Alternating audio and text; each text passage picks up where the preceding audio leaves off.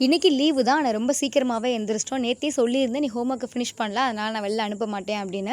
நான் காலையில பண்ணிருவோமா அப்படின்னு சொன்னா, ஆனா சொன்னா பண்ணுவானா அப்படின்னு எனக்கு ஒரு நம்பிக்கையே இல்ல. ஆனா என்ன நினைச்சான்னு தெரியல, காலைல எந்திரிச்ச உடனே உட்காந்துட்டான் புக் எடுத்துட்டு. எனக்கு தான் தூக்கம் தூக்கமா வந்துச்சு. அவனுக்கு தூக்கமே வரல. அவன் ஜாலியா தான் இருந்தான். அவனுக்கு வந்து கண்ணு அடிக்கடி வீங்குது அப்படின்னு சொல்லியிருந்தேன் அம்மாட்ட. அம்மா தான் நல்லா உச்சாந்தலையில எண்ணெய் தொட்டு வை அப்படின்னு சொன்னாங்க.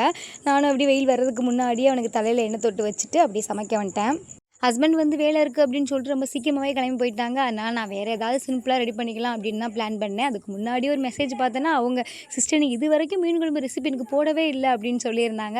ஃப்ரிட்ஜில் வேணா மீன் இருந்துச்சா, ஸோ இன்னைக்கு மீன் குழம்பே வச்சிடலாம் அப்படின்னு சொல்லி மீன் குழம்புக்கு தான் எல்லாம் கட் பண்ணிட்டு இருந்தேன். மாங்காய் கட் பண்ணும்போது ரிதுவை வந்து வர்றானான்னு செக் பண்ணிட்டு தான் கட் பண்ணணும்.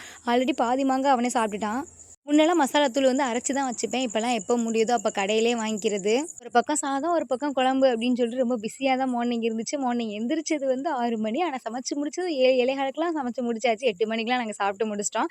இன்னைக்கு வந்து ரொம்ப ஃபாஸ்ட்டாவே எந்திரிச்சு, ஃபாஸ்ட்டாவே எல்லா வேலையும் முடிஞ்சிருச்சு. இந்த மீன் குழம்போட ரெசிபி வந்து நம்ம சேனல்ல ஆல்ரெடி இருக்கு. இந்த வீடியோக்கு கீழ டேக் பண்றேன் பாருங்க.